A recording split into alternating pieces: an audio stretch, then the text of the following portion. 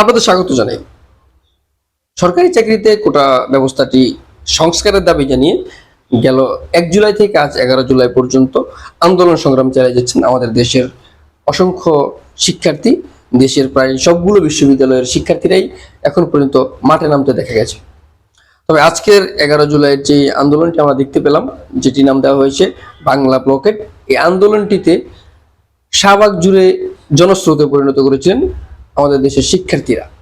শুধু ঢাকাতেই নয়, ঢাকার বাহিরে বিভিন্ন অঞ্চলে কিংবা বিভিন্ন জেলায় তীব্র আন্দোলন করতে দেখা গেছে শিক্ষার্থীদের।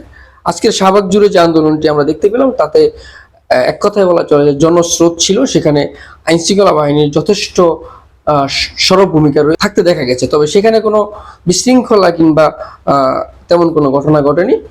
তারা শান্তিপ্রিয়ভাবে আন্দোলনটি করেছেন। এদিকে এখন পর্যন্ত সরকারি চাকরিতে যেটি কোটা ব্যবস্থা রয়েছে সেটি এখনো পর্যন্ত বহাল রয়েছে। এখনো পর্যন্ত কোনো সিদ্ধান্তে আমরা যেতে দেখতে পাইনি কাউকেই, মানে নীতি নির্ধারিত যারা আছেন তারা কোনো সিদ্ধান্ত এখনো পর্যন্ত নেননি। তবে শিক্ষার্থীদের একটি দাবি আছে। এরা বলেছে যে এরা ঘোষণা দিয়েছেন, যে বলেছে বলতে ভুল হবে, এটা ঘোষণা দিয়েছেন যে যতদিন না যাবত তাদের এই কোটা ব্যবস্থার সংস্কার না হবে, তারা এই আন্দোলনটি চালিয়ে যাবেন এবং এরা এই আন্দোলনের যত প্রকার বাধা তাদের আসুক না কেন, তারা সেটি পরিহার করেই সেখানে তারা আন্দোলনটা চালিয়ে যাবেন। একটি বিষয় হচ্ছে, এই কোটা ব্যবস্থার যে একটি আন্দোলন তারা করছেন সেটি শিক্ষার্থীদের যথেষ্ট যুক্তিগত রয়েছে। আমি একজন শিক্ষার্থী হিসেবে আমার মনে হচ্ছে এটি একদম সঠিক একটি আন্দোলন। এ আসলে আন্দোলনের কারণ হচ্ছে, শিক্ষার্থীরা তো চাচ্ছে না যে কোটা ব্যবস্থাটা বাতিল হোক, তারা চাচ্ছে একটি নিয়মের মাধ্যমে সংস্কার করা হোক। যদি নিয়মের মাধ্যমে সংস্কার করা হয় তাহলে দেশের অসংখ্য বেকারত্ব দূর হবে। শিক্ষার্থী যারা যে মেধার যোগ্যতা থাকা সত্ত্বেও চাকরি বঞ্চিত হন, তারা এই চাকরিটা সুফল পাবেন বা চাকরি বুক করতে পারবেন। এই যে একটা কোটা ব্যবস্থা আছে, এটি 56% থেকে যদি কোনো অংশে কমিয়ে আনা হয় বা এটি একটা সংস্কারের মাধ্যমে যদি একটু ব্যালেন্সে নিয়ে আসা হয়, তাহলে আমাদের দেশের শিক্ষার্থীদের জন্য, আমাদের জন্য একটা উপকারিতা হবে। আমরা এটার উপকারিতা পাবো। এই জন্য শিক্ষার্থীদের আন্দোলনের যৌক্তিকতা রয়েছে বলে আমি মনে করি। তবে এই যে আন্দোলনের কারণে আমাদের দেশের অসংখ্য মানুষের ভোগান্তি, কর্মজীবী মানুষ যারা, তারা বেশ ভোগান্তিতে পড়ছেন। বিশেষ করে হাসপাতাল কিংবা অসুস্থ রোগী যারা আছেন, এদের ক্ষেত্রেও সেটা আমরা জানতে পারছি বা দেখতে পারছি।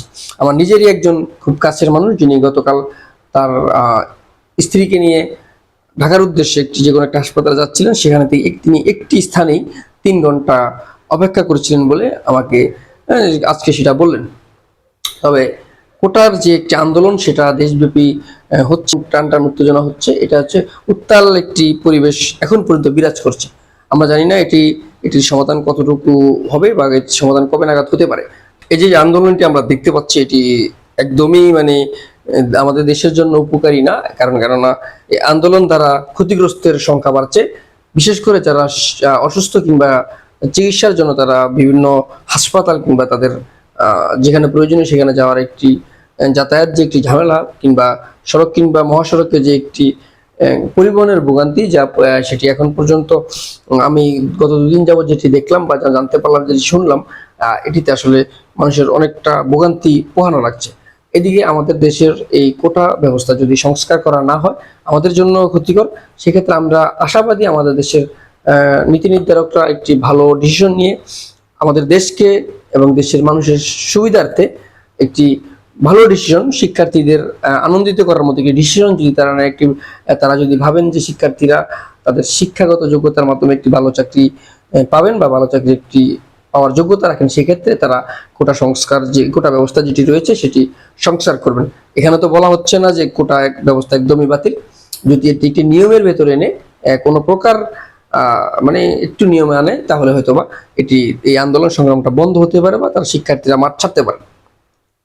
আমরা এখন পর্যন্ত দেখছি শিক্ষার্থীদের একটি দাবি যে কোটা ব্যবস্থাটা যদি সংস্কার করার মাধ্যমে একটি নির্ধারিত মাধ্যমে যদি বলা হয় যে এই পরবর্তীতে কোনো এইটা নিয়ে যাবার কখনো এই আন্দোলন সংগ্রাম না করা লাগে, তার জন্য তারা এই দাবিটা জানিয়ে আন্দোলনটি করছেন।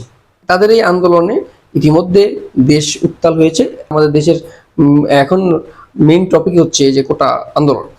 আন্দোলনটি তীব্র রূপ নিচ্ছে। এটি যতদিন না একটি সমাধান আসবে ততদিন আমাদের জন্য ক্ষতিকর, আমাদের জন্য সাধারণ মানুষের একটি চরম ভোগান্তি আমরা পড়ি। এই ভোগান্তি এড়াতে আমাদের এটি সংস্কার করে এটি দ্রুত একটি সমাধান নিয়ে আসা উচিত।